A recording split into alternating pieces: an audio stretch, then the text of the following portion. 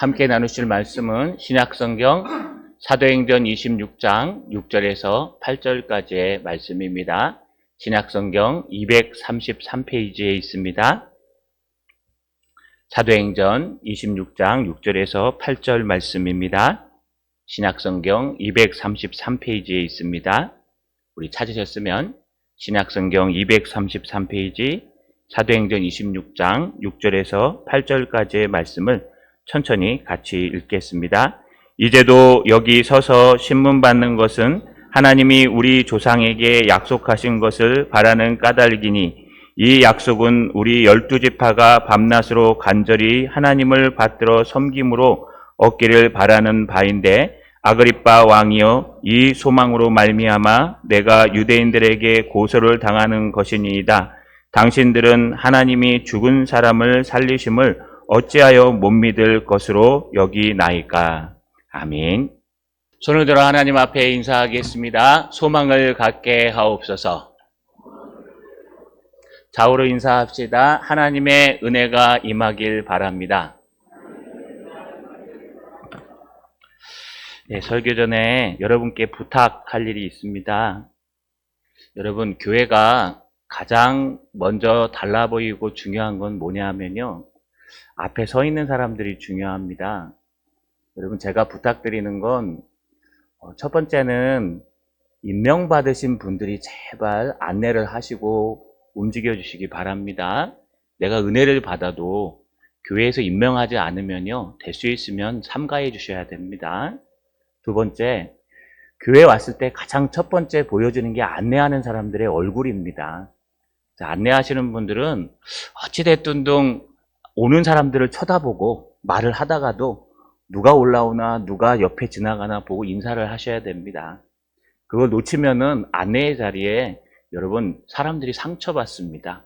처음 왔는데 쳐다도 안 보면요, 이건 교회가 신뢰하는 겁니다. 또 나오실 때 저랑 인사하실 때 너무 많은 얘기를 하시면 안 됩니다. 한 분 붙들고 막 얘기하다 보면요, 지나가는 분들은 악수를 못 해요. 그럼 그 주에 시험 들어 있어요. 저도 될 수만 있으면 짧게 얘기하고 다 일일이 악수하든지 인사하려고 하거든요. 이게 교회의 얼굴입니다, 여러분. 그래서 우리가 함부로 안내를 세우거나 함부로 세우지 않습니다.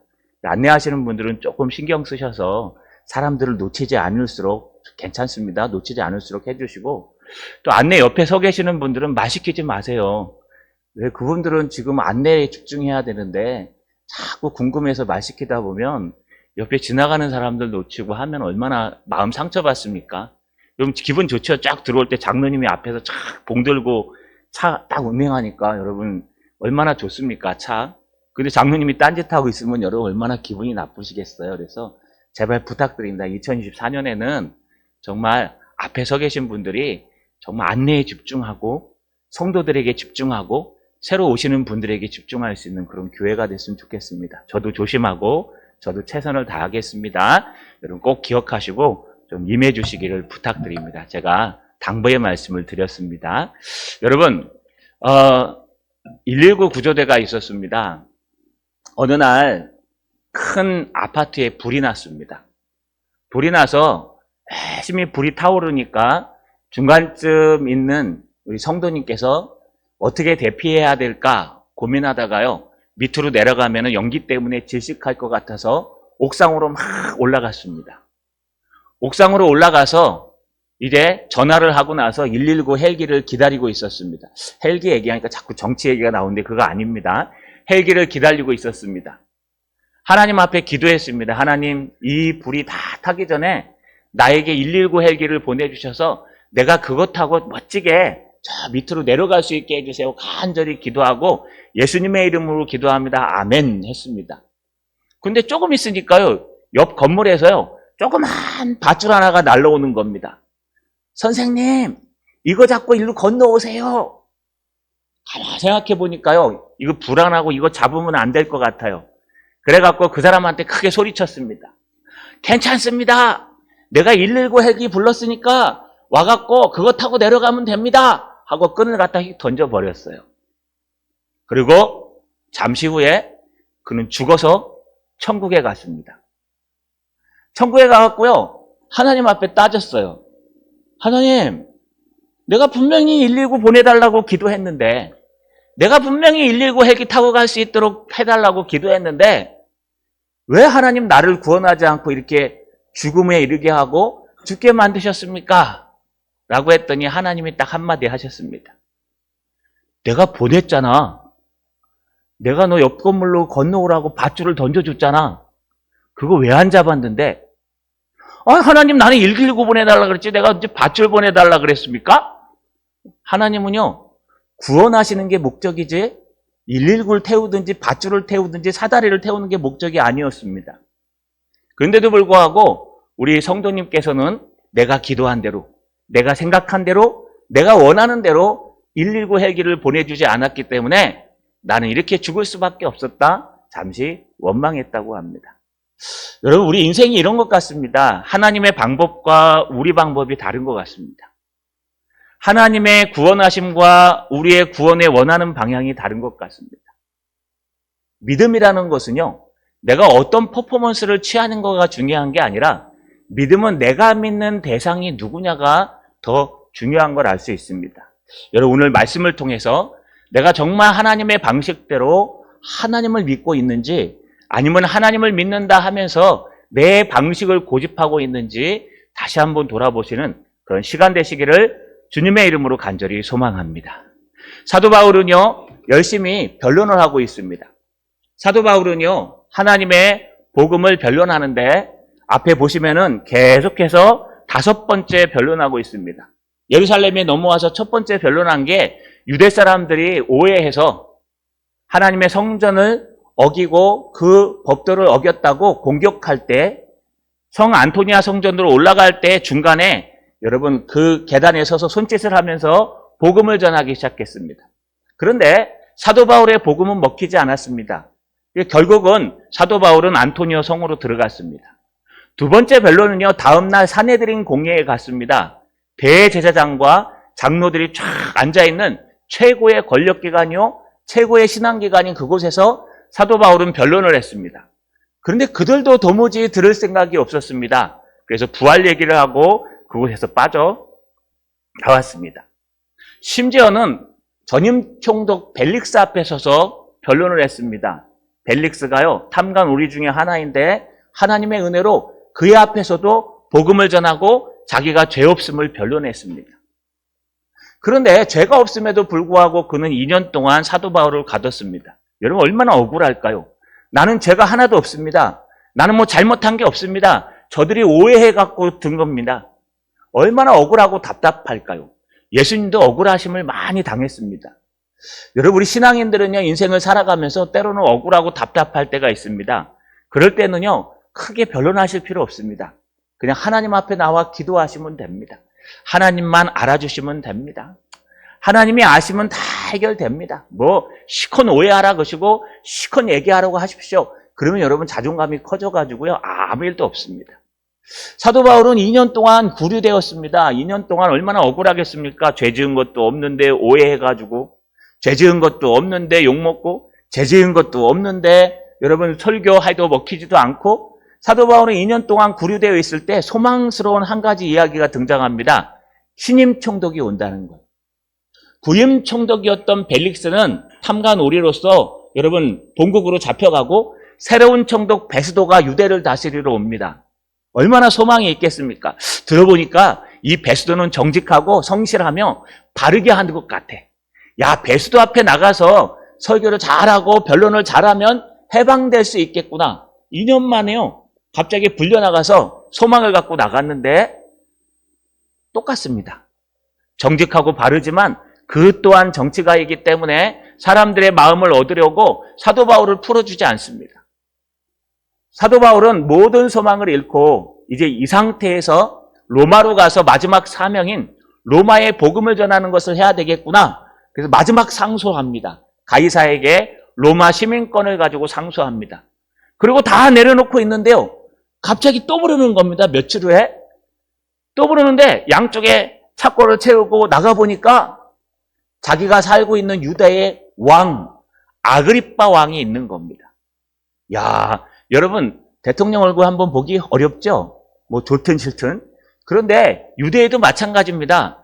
유대인은요, 방송도 없기 때문에 왕의 얼굴이 어떻게 생겼는지 잘 몰라요. 그래서 왕이 되고 난 다음에 왕의 초상화를 그려가지고 벽보에 붙였다고 합니다. 왜냐하면 그땐 사진기도 없지요, 기록물도 없지요, 영상도 없지요. 그러니까 누가 왕이 됐는지 모르는 겁니다. 그래서 왕의 얼굴을 갖다가 잘 그린 사람이 그려가지고 벽에다 붙여요. 문 앞에. 이분이 왕이십니다 하면 아, 왕이 이렇게 생겼구나, 그렇게 알 수 있었답니다.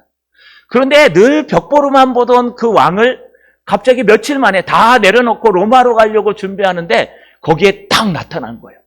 심지어 왕이 한번 얘기해 보래요. 네가 그 전하는 복음을 한번 전해봐라. 그러니 얼마나 좋겠습니까? 사도 바울은 두 손을 옆으로 쫙 뻗고 하나님을 향해서 영광을 돌립니다. 하나님 감사합니다. 나에게 이런 기회를 주시는군요. 여러분, 예전에 아나니아가 다메섹에서 사도 바울에게, 장님이 된 사도 바울의 눈을 띄우면서 주님의 복음을 전한 것이 있습니다. 가라, 이 사람은 내 이름을 이방인과 임금들과 이스라엘 자손에게 전하기 위하여 택한 나의 그릇이라. 여태까지 3차 전도여행을 통해서 열심히 다녔지만 왕에게 전해본 적은 없습니다. 그래서 이 왕에게 전할 수 있는 기회가 생겼다는 게 사도 바울에게는 은혜가 되는 겁니다. 야, 내 힘으로 할 때는 왕은 얼굴도 못 봤는데 하나님 은혜로 하니까 이 감옥의 착고에 채워 있는데도 복음은 전해지는구나. 하나님의 일은 일어나는구나. 두 손을 넓이 펴서 그 복음을 향하여 열심히 전하는 사도 바울의 모습을 볼 수 있습니다. 여러분, 사도 바울의 첫 마디가 뭘까요? 자기가 얼마나 이 땅에서 유대인으로 살았는지 이야기합니다. 내가 원래 길리기아 다소 사람인데 어려서부터 예루살렘으로 유학을 와서 힐렐파와 에셀파가 있었는데 그 유명한 힐렐파의 가장 뛰어난 랍비였던 가말리알 문화에, 지금으로 얘기하면 서울대학입니다. 서울대 정도 되는 그런 가말리알 문화에 가서 열심히 유대인으로 사역했는데 얼마나 열심히 했으면 젊은 나이에 유대인 중에 유대인이요 가장 뛰어난 유대인이라고 투명하게 소문이 날 정도입니다. 그러니 얼마나 내가 열심히 했는지 모두 다 알고 계시죠? 그러면서 오늘 아주 중요한 얘기를 하나 합니다. 여러분, 오늘 6절에 보시면 그리고 라고 숨어 있습니다. 그리고 이제도 여기 서서 신문을 받는 것은 하나님이 우리 조상에게 약속하신 것을 바라는 까닭이니 이 약속은 우리 12지파가 밤낮으로 간절히 하나님을 받들어 섬김으로 얻기를 바라는 바인데. 여러분, 여기 등장하는 게 뭐냐 하면 약속, 소망이 등장해요. 사도 바울이 지금 하고 싶은 얘기는 내가 유대인 중에 유대인으로 열심히 살면서 뭘 공부했는지 아십니까? 내가 뭘 그렇게 믿었는지 아십니까?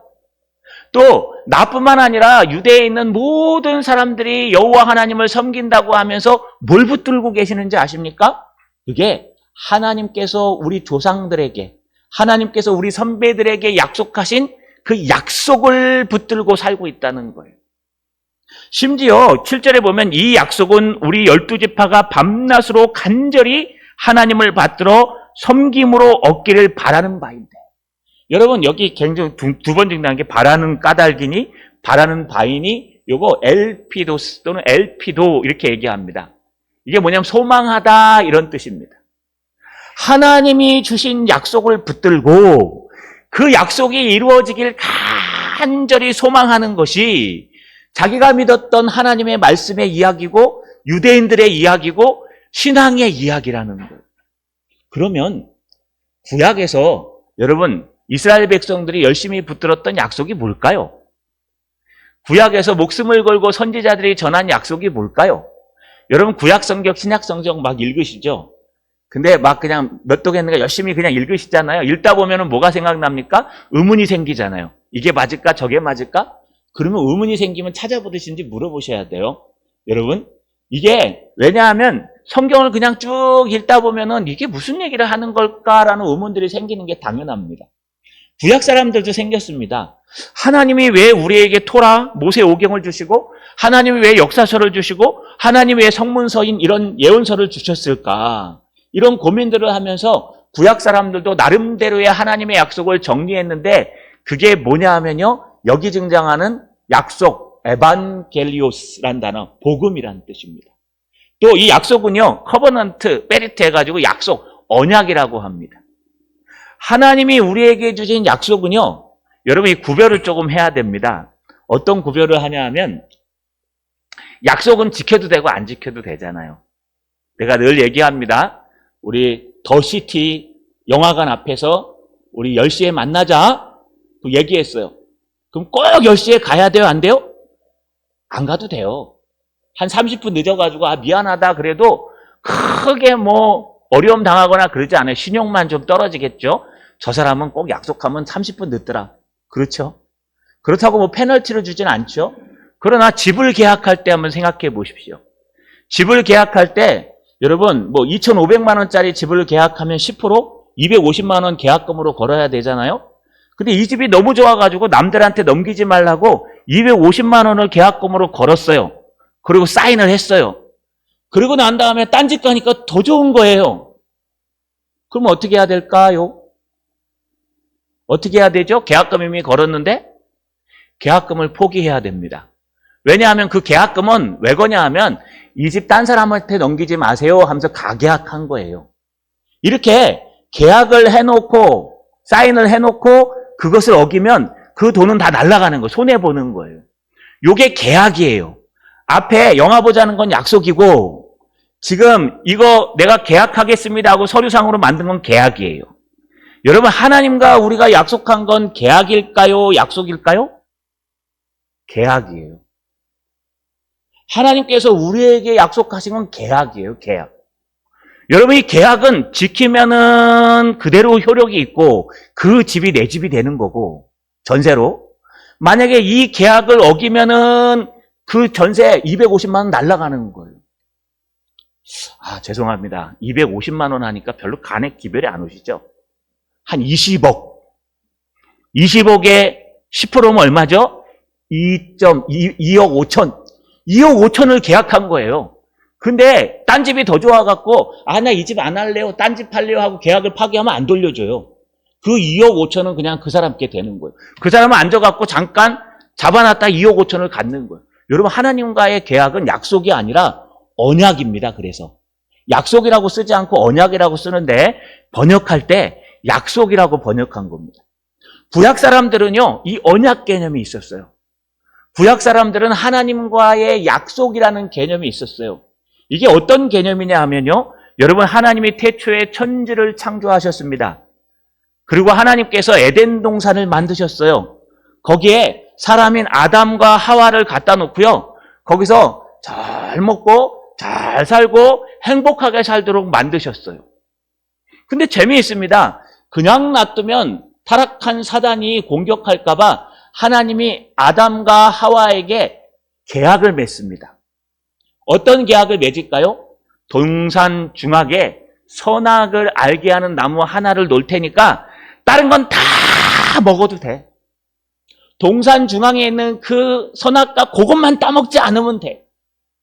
여러분 과일 수가 몇 개나 될까요? 한 150가지. 오늘날 과일 수가 한 150가지 정도 된답니다. 우리가 알고 있는 것.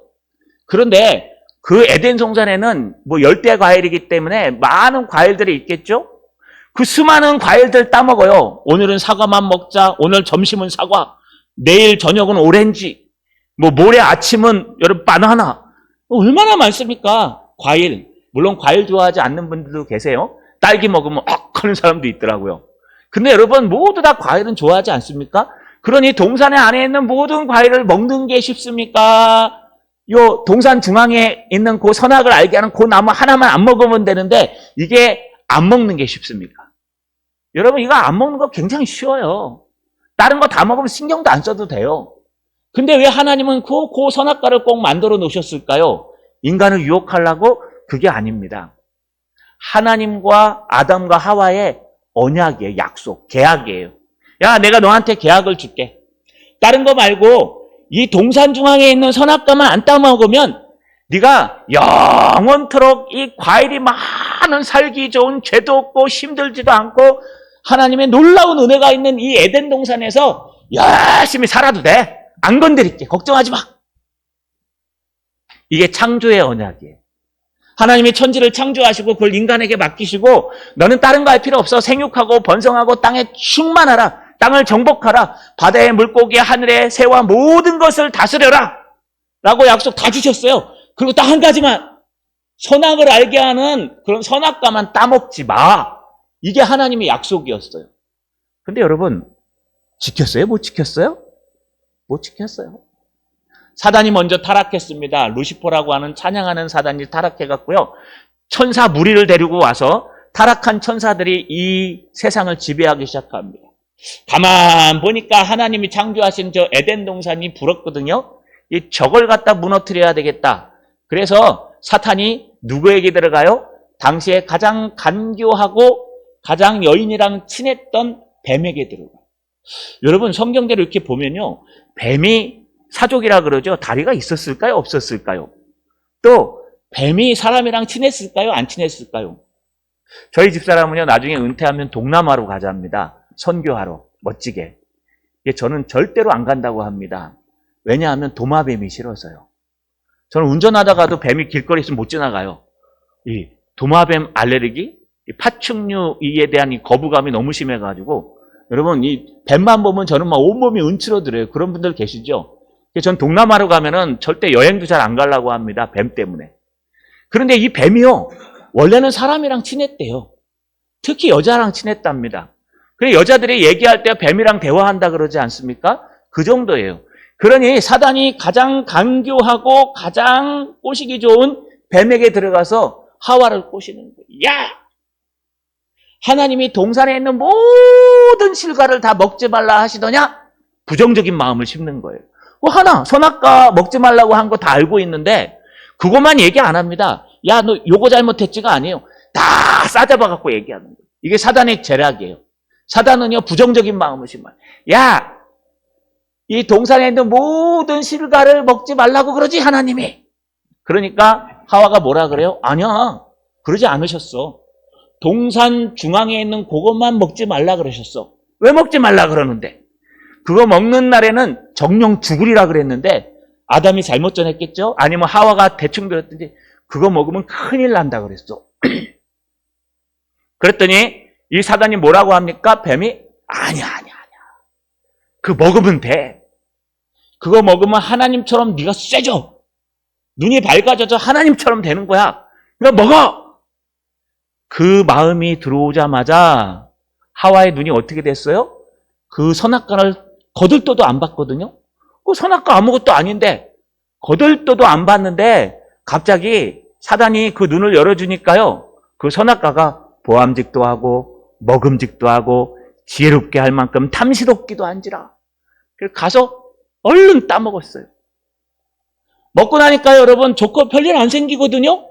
그래서 아담에게까지 가서 여러분 아담에게 얘기합니다. 한 입 먹어봐. 아 싫어. 이거 먹어도 괜찮아. 하나님은 먹으면 죽는다 그랬어. 나 안 죽었잖아. 먹어봐 괜찮아. 이거 먹으면 좋은 거야. 참 남자들은 배알이 없어요. 그죠? 아니면 아니어야 되는데 와서 먹어보라면 또 먹어요. 갖다 낼름 먹어버렸네요.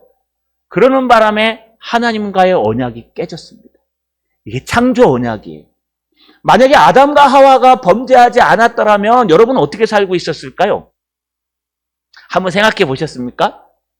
여러분 아담과 하와가 범죄하지 않았다면 이 세상의 인구의 약 한 여러분 18억? 이렇게 되는 인구들이 다 에덴 동산에 살고 있었을까요? 그렇지 않을 겁니다. 생육하고 번성하고 땅에 충만하라고 얘기했기 때문에 하나님은 여러분들을 다 퍼뜨렸을 겁니다. 범죄하지 않았으면 애 안 낳았을까요? 아니요. 생육하고 번성하라 그랬기 때문에 낳을 거예요. 그런데 지금처럼 고통스럽게 안 낳을 겁니다. 해산의 고통이 없었을 거예요. 왜냐하면 범죄하지 않았기 때문에 해산의 고통은 범죄했기 때문에 온 거거든요. 그러니 여러분 범죄하지 않았기 때문에 그냥 순풍 낳는 거예요. 어떤 분들은요. 어머니 잠깐 기다리세요. 그리고 콜라 한 잔 딱 먹고 들어갔고 1시간 만에 와 하고 나와요. 어떤 분들은 한 10시간 틀었는데도 안 나와갖고요. 여러분 찢어야 된다고 막 그런 사람도 있어요. 사람마다 달라요. 근데 중요한 거는요. 그 순풍 낳는 그분처럼 나올 거예요. 쑥 하고 내려오는 거예요. 그러면 얼마나 좋겠습니까? 이게 범죄하지 않았으면 그렇게 났을 거예요. 범죄함으로 말미암아 여인들은 해산의 고통이 있어야 되고 남자들은 땀을 흘려야 이 땅에서 먹고 살 수 있는 그런 땅이 저주받은 땅이 됐다는 거예요. 더 이상 인간의 힘으로는요, 구원을 얻을 수 없습니다. 전적으로 타락한 인간의 능력으로는 도저히 하나님의 나라에 천국에 갈 수가 없어요. 그래서 하나님께서 아담과 하와에게 최초로 복음을 전한 적이 있습니다. 그들이 범죄했을 때 창세기 3장 15절에 하나님께서 이렇게 선포하셨어요. 내가 너로 여자와 원수가 되게 하고 내 후손도 여자의 후손과 원수가 되게 하리니 여자의 후손은 내 머리를 상하게 할 것이요 너는 그의 발꿈치를 상하게 할 것이니라. 이게 여러분 창세기 3장 15절에 뱀을 저주할 때 한 얘기예요. 내가 하나님께서 너 뱀에게 여자의 후손과 원수가 되게 하는데 여기 여자의 후손은 단수예요. 한 사람. 여자의 후손들 쭉 다 원수가 아니라 여자의 후손 중에 한 태어날 그 사람과 원수가 되게 하고 그는 너의 머리를 강력하게 상하게 할 것이요 너는 그의 발꿈치 정도를 물 뿐이다. 너는 그 앞에 완전히 쪼그라들 것이요 망할 것이다. 이 여자의 후손이 누굽니까? 예수 그리스도입니다. 너의 힘으로는 도저히 구원을 얻을 수 없어. 너의 능력으로는 이제 전적으로 타락했기 때문에 더 이상 하나님의 나라를 회복할 수 없어. 너의 힘으로는 구원을 얻을 수 없어. 그렇기 때문에 하나님께서 한 가지 길을 여셨는데 여자의 후손, 메시아, 예수 그리스도가 이 땅에 오셔야 너의 모든 것이 회복될 수 있다고 약속하신 거예요. 이게 약속이에요. 이때부터 무슨 언약이 앞엔 창조의 언약인데 이젠 구속의 언약이 시작됩니다. 어떻게 해요? 여자의 후손이 와야 돼. 여자의 후손이 와야 우리에게 소망이 있어. 여자의 후손이 와야 에덴 동산이 회복돼. 여자의 후손이 와야 우리 이 지긋지긋한 인생이 끝나. 여자의 후손이 와야 돼. 그래서 여러분 아담과 하와가 결혼해서 최초 난 아이가 누굽니까? 가인. 가인이 히브리어로 무슨 뜻인지 아십니까?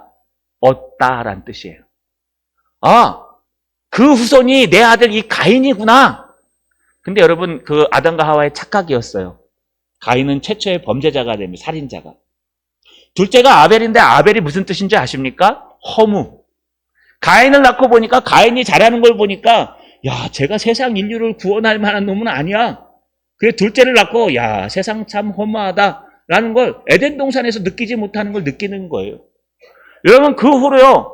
계속해서 이스라엘 백성들은 범죄하고 그래서 하나님은 십계명을 주시고 십계명 가지고 안 되니까 또 범죄하니까 십계명 밑에 규례와 율례를 주시고 또 범죄하니까 하나님이 또 사상법, 뭐 상해보상법 이런 거 눈에는 눈, 귀에는 귀 반드시 죽여야 될 사람들 이런 것들을 다 주시는 거예요.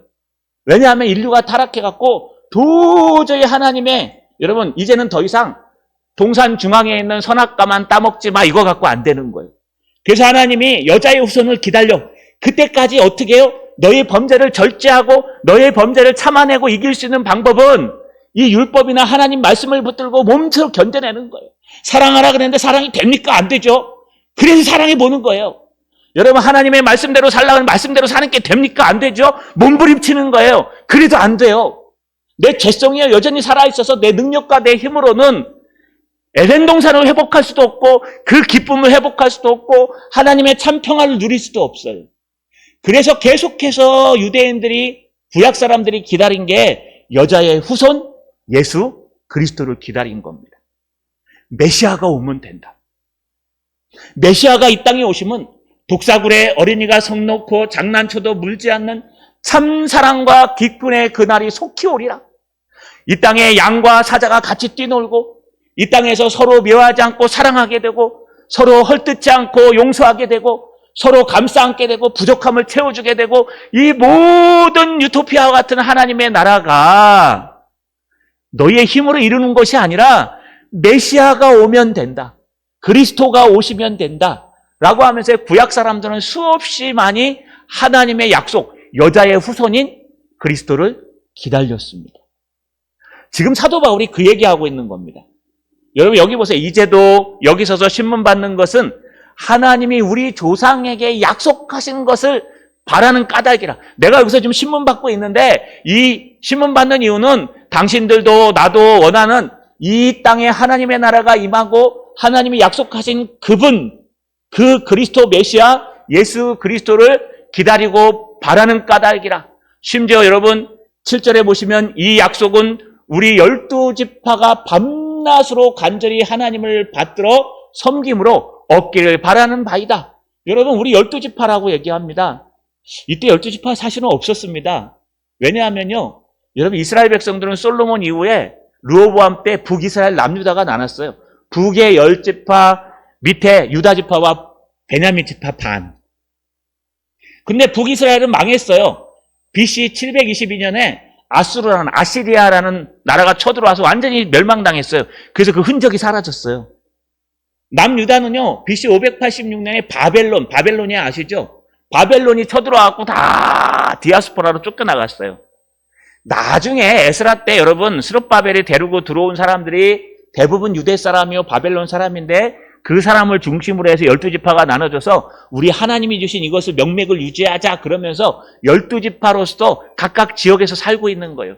이게 뭐 민족성을 얘기하는 겁니다. 우리는 하나님의 백성이야. 우리는 12지파야. 너는 12지파야? 무슨 지파야? 나는 야고보 지파야. 저것들이 야고보 지파래요. 근데 아니에요, 여러분. 야고보 지파는 성경에 나오는 하나님의 지파를 얘기해요. 가짜고요. 여러분, 그 정도로 자기의 민족성을 가지고 우리가 메시아가 올 때까지 잘 버티자. 메시아가 올 때까지만 잘 버티자. 메시아가 이 땅에 오시면 모든 문제가 해결되고, 메시아가 이 땅에 오시는 모든 근심이 해결되고 사라지고 은혜가 임한다라고 약속하신 메시아를 기다리고 또 기다렸다는 겁니다. 이게 여러분, 구약 사람들의 이야기요, 유대인들의 이야기입니다. 그 이야기는 우리랑 다른 걸까요? 우리도 똑같아요, 여러분. 여러분, 구약 성경 안 보십니까? 우리 구약 성경 보잖아요. 구약 성경의 이야기가 이 이야기예요. 야, 니네 힘으로는 안 된다.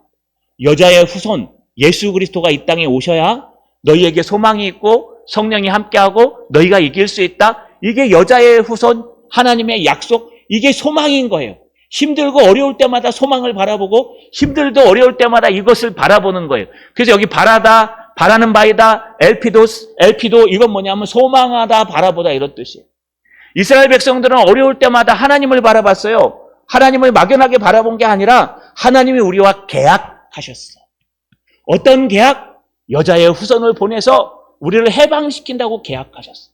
하나님이 우리에게 계약하셨어. 여자의 후손을 보내서 우리의 모든 문제를 해결해 주시고 용서해 주신다고 약속, 아니 언약, 계약하셨어. 하나님은 절대로 어기지 않을 거야. 우리가 그 약속만 붙들고 살아가면 회복이 될 거야 라고 기다리고 또 기다렸는데, 유대인의 한 사람이었던 사도 바울도 이걸 놓고 기다렸다는 거예요.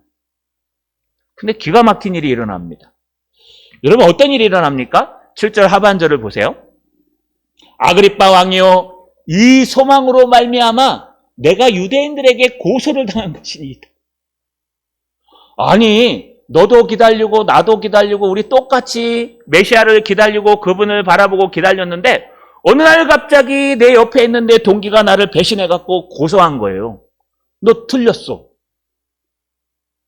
아니요, 여러분, 왜 갑자기 이런 일이 생길까요? 앞에 사도 바울이 뭐라 그랬어요? 나는 말씀의 눈으로 보면서 투명하게 살았습니다. 나는 가장 뛰어난 서울대학, 아니 가말리아의 문화에서 바리새인들의 바리새인인 최고의 영재였습니다. 그런데 어느 날 갑자기 저들이 나를 돌이켜갖고 나도 똑같은 바리새인이요, 뛰어난 바리새인인데 너는 아니야 그러면서 나를 이곳에 세웠습니다. 그래서 내가 아그리빠 왕 앞에 서 있는 겁니다. 이 소망 때문에. 여러분, 무엇이 잘못됐을까요? 소망이 바뀐 거예요. 우리가 하나님이 약속하시면 그 약속이 어떻게 이루어질까요? 하나님의 방법대로 이루어지는 거예요. 우리의 방법이 아니고. 아무리 좋은 것도요, 그 방법과 절차가 틀리면 다 틀린 거예요. 여러분, 아무리 좋은 일도 그것이 하나님의 말씀대로 안 하면 다 잘못된 거예요. 지금 메시아를 기다리는 건 유대인이나 사도 바울이나 똑같아요. 그런데 여러분, 기다리는 메시아가 달라요. 분명히 하나님께서는 여자의 후손이 뱀의 머리를 상하게 할 것이요, 뱀은 그의 발꿈치를 상하게 할 것이냐. 메시아가 오면은 너희의 모든 어려움들이 회복되고 하나님 나라가 이 땅에 임하고 하나님의 영광이 나타날 것이다 라고 약속하셨습니다. 그러니까 유대인들은 무엇을 기다리기 시작했느냐? 어려움이 당할 때마다 메시아가 오셔서 이 어려움을 해결해 줄 겁니다. 돈이 없을 때마다 메시아가 오셔서 이 돈을 해결해 주실 겁니다. 명예와 권력이 없을 때마다 메시아가 오셔서 이 명예와 권력을 해결해 주실 겁니다. 모든 메시아를 네 개로 갖고 온 거예요. 하나님께로 가져가서 하나님의 말씀에 메시아가 어떤 모습으로 올까라고 분별해야 되는데 그게 아니라 나의 메시아, 나의 하나님, 나만의 하나님, 내 하나님을 만들기 시작했어요. 성경은 필요 없습니다. 방법도 필요 없습니다. 나를 해방시켜주고 나를 도와주실 그런 메시아가 오면 돼요. 그러다 보니까 여러분 이사야서 64장 이후에 등장하는 고난받는 메시아는 이해가 가지 않는 거예요. 어떻게 메시아가 고난을 받아 메시아가 오면 해방시켜야지? 해방신학, 번영신학이 발전하기 시작해요.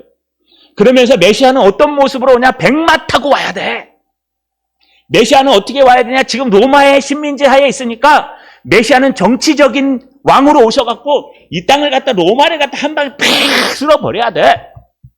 하나님의 메시아는 경제적으로 어려우니까 경제 해방꾼이 딱 오셔가지고 그냥 엘빈 도플러 같은 사람이 사회학자가 와갖고 그냥 우리의 모든 경제 문제를 확 해결해 줘야 돼. 이런 메시아를 기다리기 시작하는 거예요. 성경에도 없는 메시아를 내 맘대로 만들어서요. 이스라엘 백성들은 하나님의 약속을 지키긴 지켜요. 메시아를 기다려요. 그리스도를 기다려요. 그런데 누구를 기다리느냐? 내 방식대로 기다리는 거예요. 하나님 119 헬기 불러주세요. 아, 저 밑에 사람들이 있는데 창피하잖아요. 목사가 돼가지고 저 밧줄 타고 아이고 대롱대롱 간신히 애가 던져준 그 밧줄 타고 건너가가지고 사람들이 이러면 여러분 그 카메라에 딱 찍히면 얼마나 창피합니까? 그런데 119 헬기가 딱 와갖고 나를 딱 정치 아니에요 여러분 그냥 얘기 119 헬기가 딱 와갖고 나를 딱 태우고 119가 딱 가갖고 사람들 많은데 다다다다다다다 딱 내리면 사람들이 와 역시 우리 하나님은 대단하셔. 기도 한 방이면 막 119 헬기가 날라와. 기도 한 방이면 막 모든 문제가 해결돼. 기도냐 메시아만 딱 오시면 로마 식민지가 박살이나. 메시아만 딱 오시면 이런 어려움들이 싹 사라져. 메시아만 오시면 내 고민이 사라지고 내 일터가 사라지고 내 모든 것이 잘 돼. 이게 유대인들이 기다리는 잘못된 메시아예요. 그런데 성경이 말하는 메시아는 그게 아니에요. 메시아가 이 땅에 오면 여러분 결박받은 사람이 풀려나며 죄가 해결되며 너의 모든 영적 싸움의 승리로 이끈다는 영적인 메시아를 성경은 얘기하고 있어요. 성경 구석구석은. 근데 그분이 진짜 오셨어요. 사도 바울도 잘 몰랐어요. 그런데 그분이 진짜 이 땅에 오셔서 이 땅에서 여러분 말구유에서 태어나시고 목자의 목수 그 당시에 지금은 목수가 돈을 잘 벌죠. 그때는 여러분 목동과 같은 천민 직업 중에 하나였어요. 목동의 아들로 태어나시고 공부도 제대로 많이 못했어요. 가말리알 무단 가보지도 못했어요. 그런데 어느 날 갑자기 막 움직이고 메시아라 그러더니 예루살렘에 입성할 때는 백마 타고 와야 되는데 나귀 타고 입성해요. 사람들이 막 존경해야 되는데 애들이 존경해요. 약한 사람들이. 술 먹는 사람 또 여러분 막 창녀들 이런 사람들과 친구가 돼요. 그러니 이 지도자들이 보기에는 저 메시아 아니다. 메시아가 뭐 저렇게 힘이 없어. 메시아는 지도력이 뛰어나서 이 나라를 이끄셔서 로마로부터 해방시키는 메시아, 경제적으로 뛰어나서 잘 살게 하는 메시아, 이 땅에서 무엇인가 해방해주는 그런 메시아로 와야 되는데 지금 온 예수를 보니까 메시아 같지가 않아요. 심지어는요 십자가에 달려 죽어요. 얼마나 희마리가 없으면 십자가에 달려갖고 메시아면 이거 뽑고 나와야죠. 딱 메시아 박았어. 됐어 끝. 다 이루었다. 그 자리에 살아나야죠, 여러분. 다 이루었다. 한 다음에, 짜자잔! 끝난 줄 알았지? 휘둘려봐. 그러면서 양 못을 뽑아요. 뭐 다 이루었으니까. 발에 뭐 딱 뽑아요. 그 다음에 날개를 달아요. 배트맨처럼. 쫙 내려와요. 너희들 나 박았냐? 어느 놈이 박았냐? 나와봐. 그러니까 못 박은 로마 군병 딱 오잖아요? 그럼 장풍! 받들어. 네가 나 고생했냐? 빌라도 내려와봐. 하면 그냥 번개 맞아 죽는 거예요. 이야, 이러면 안 믿겠습니까? 이러면 여러분 안 믿겠어요? 다 믿었을 거예요. 그런데 예수님이 그 중재인들만 받는 그 십자가에 달려가지고요, 힘없이 죽어요. 그리고요, 장사 지내요. 다 죽은 거예요. 뭐 사흘 만에 소문을 들어보니까 뭐 부활해서 사라졌대요. 그건 안 봤으니까 모르잖아요, 사람들이. 그러니까 그 메시아를 누가 믿어요? 힘없는 메시아, 능력 없는 메시아, 연약한 메시아, 아무것도 아무 메시아, 나에게 도움도 되지 않는 메시아, 그 메시아를 누가 믿어요? 바울도 안 믿었어요. 그런데 어느 날 바울이요, 다메섹으로 이런 힘알이 없는 메시아를 믿는 그 그리스도인들을 잡아 죽이러 올라가다가 노중에서 살아계신 예수님을 만났어. 만나고 나서 사도 바울은 모든 게 다 바뀝니다. 내가 생각했던 그 해방하는 메시아, 번영하는 메시아, 해결해주는 메시아가 아니었구나. 정말 메시아는 우리의 죄를 위하여, 우리의 이 모든 악의 근원인 우리의 죄를 위하여 십자가에 달려 대신 돌아가신 그 예수님이시구나. 여러분, 사도 바울은 하나님이 주신 그 은혜의 선물로 말미암아 예수님을 알게 되었고 그는 돌아서게 됐어요. 그때부터 유대인들이 핍박하는 거예요. 똑같이 하나님의 약속 그 여자의 후손 메시아를 기다렸고 똑같이 그분을 바라보고 있었는데 어느 날 갑자기 사도 바울은 메시아가 만나준 거예요. 그래서 메시아가 예수 그리스도임을 알게 돼요.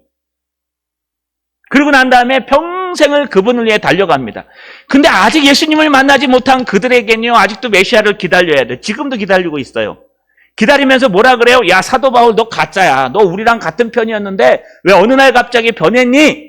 그러면서 사도 바울을 잡아 죽이려고 하는 겁니다. 여러분, 누가 맞는 겁니까? 누가 맞는 거예요? 사도 바울 한 사람이 맞아요? 여기 수없는 성공한 사람들의 말이 맞아요? 사도 바울 한 사람의 말이 맞는 겁니다. 사도 바울이 뭐라고 얘기합니까? 오늘 8절 마지막에 이렇게 얘기합니다. 당신들은 하나님이 죽은 사람을 살리심을 어찌하여 못 믿을 것으로 여기시나이까? 무슨 뜻이냐 하면요, 그 메시아가 이 땅에 오셔서 십자가에 달려 돌아가시고 말씀하시기를 내가 언젠간 다시 온다고 말했는데 부활하셨는데 왜 당신들은 그 메시아의 말을 그렇게 기다리고 또 기다렸다가 메시아를 만났음에도 불구하고 왜 믿지 못하고 부활도 믿지 못하고 있습니까? 왜 여전히 유대인들이 믿는 번영신학, 성공신학, 이 땅에서 잘 돼야 되는 그 헛된 메시아를 믿고 있습니까? 사도 바울이 지금 그 얘기하는 거예요. 여러분, 그들이 믿고 싶어서 믿을까요? 아니요. 사도 바울은 나중에 뭐라고 얘기하냐면요, 이렇게 얘기합니다. 에베소서 2장 8절에 보면 너희는 그 은혜를 인하여 믿음으로 말미암아 구원을 받았으니 이것은 너희에게서 난 것이 아니오 하나님의 선물이라. 여러분, 이 메시아를 알고 주님을 만나고 신앙이 자라가고 바르게 서가는 건 우리의 능력이 아니라 하나님의 선물이래요. 선물은 여러분 줘야 됩니까? 말아야 됩니까? 자기 마음인 거예요. 좀 안 받으면 섭섭하겠죠? 줄 것 같은데 안 주니까. 생일날인데 생일 선물을 줘야 되는데 생일 선물을 안 주네요? 그러면 받는 사람 입장에서 기대가 되는데 섭섭하죠? 그러나 그걸 가지고요, 너 왜 내 선물 안 줬어? 따질 수가 없어요. 왜냐면 선물이니까. 선물은 주고 싶은 사람 마음이지 받는 사람이 의무가 아니에요, 여러분. 그 선물이라는 뜻이 이거예요. 하나님이 주셔야지만 받을 수 있는 거예요. 하나님이 믿음의 선물을 우리에게 주셔야 우리의 영안이 열려서 사도 바울처럼 내가 바라보는 것이 잘못됐구나 돌이켜서 하나님께로 돌아올 수 있는 거예요. 내 힘으로 돌아오는 거 아닙니다. 내 생각으로 돌아오는 거 아니에요. 어느 날 갑자기 내가 기도하다 은혜를 받아갖고 야, 이거 인생을 바꿔야 되겠다 그래서 오는 거 아니에요. 그건 각성이에요. 여러분, 하나님의 선물은 하나님을 만나고 내 일평생을 하나님을 위해 살아야 되겠다. 내 어떤 어려움과 환난 속에서도 하나님을 붙들어야 되겠다. 아니, 이후로는 예수 만나서 성공하게 되겠다가 아니고요. 예수 만나서 더 어려움이 올지라도 예수가 나의 전부이심을 믿어야 되겠다. 이게 여러분 진짜 구원관이고 바른 구원관입니다. 유대인들이 지금 사도 바울을 고소할 수밖에 없었던 건 하나님의 말씀대로, 하나님의 진리대로 하나님을 섬긴 게 아니라 하나님의 말씀을 어느 순간인가 내 것으로 만들고 내가 되어서 어느 순간인가 내가 하나님 자리에 앉아서 하나님 이렇게 역사하셔야 됩니다. 메시아는 이런 메시아가 와야 됩니다. 여러분, 그렇게 바꿔놓으니까 정말 메시아가 왔을 때 메시아를 붙들지 못하는 사람이 되었다는 겁니다. 말씀을 마치겠습니다. 여러분, 우리가 조난을 당해서 옥상에 처해 있으면요, 아무거나 붙들어야 돼요. 왜요? 하나님이 살려주려고 다 보내는 거예요. 밧줄 왔다고요? 야야야야, 나 이 밧줄 있던 거 타고 못 가. 밧줄 말고 사다리 보내. 옆에서 좀 못생긴 사람이 왔다고, 야야, 너 같은 인간한테는 안 가. 조금 사랑도 많고 잘생긴 인간을 좀 보내봐. 이러면요, 바로 천국 가십니다. 주님을 만나실 거예요. 얘야, 왜 왔니? 아, 주님, 내가 주님 좀 헬기 좀 보내달라고 그리 기도했는데 헬기 안 보내서 왔잖아요. 내가 헬기가 너무 밀려가지고 밧줄 보냈잖아. 그러면 왔다고 얘기를 하죠. 내가 소리쳤잖아. 왔다고. 네가 안 듣고 안 잡은 거 아니야. 여러분, 우리 방식대로 하나님을 보면 안 됩니다. 하나님의 방식대로 하나님을 봐야 되는 거예요. 우리의 생각대로 하나님 앞에 기도하고 붙들면 안 돼요. 하나님의 생각대로 기도하고 붙들어야 되는 거예요. 그래서 우리가 왜 말씀을 읽고 씁니까? 그 말씀을 읽고 쓰면서 하나님의 생각이 뭘까? 하나님이 뭘 원하실까? 하나님은 이 상황에서 나에게 무엇을 원하실까? 여기서 내가 어떻게 하는 것 원하실까? 여러분, 때로는 내 생각대로 안 되는 게 하나님 은혜예요. 때로는 내가 망하는 게 하나님의 은혜일 수도 있어요. 때로는 내가 아플 수도 있어요. 때로는 내 사업이 안 되고 직장이 안 될 수도 있어요. 때로는 내가 궁지에 몰려서 수많은 사람들이 욕할 수도 있어요. 그래도 나는 하나님만을 붙듭니다. 나는 길이요 진리요 생명 되신 예수 그리스도만을 붙들고 살아가겠습니다. 이게 신앙인 겁니다. 자, 여러분, 2024년 우리 정말 주님을 붙듭시다. 이 소망의 진리를 붙듭시다. 세상 사람들이 말하는 신앙인 말고요. 세상 사람들이 말하는 착한 사람 되지 마세요. 하나님이 말씀하시는 신앙인, 하나님이 말씀하시는 착한 사람, 하나님이 말씀하시는 바른 사람이 되어서 믿음의 선물을 받으시는 저 여러분 되시기를 주님의 이름으로 축원합니다. 전능하신 아버지 하나님, 고맙고 감사합니다. 우리의 믿음을 돌아보기를 소망합니다. 우리는 정말 하나님이 말씀하시는 메시아를 기다리고 있는지, 우리는 정말 하나님이 말씀하시는 그 예수님을 따라가고 있는지, 아니면 우리 삶의 현장에서 우리의 경험을 바탕으로 하나님을 만들어내고 있지는 않는지 다시 한번 돌아보게 하옵소서. 늘 하나님을 바라보게 하시며 참된 하나님을 만날 수 있도록 역사하시고 도와주시옵소서. 예수님의 이름으로 기도하옵나이다. 아멘.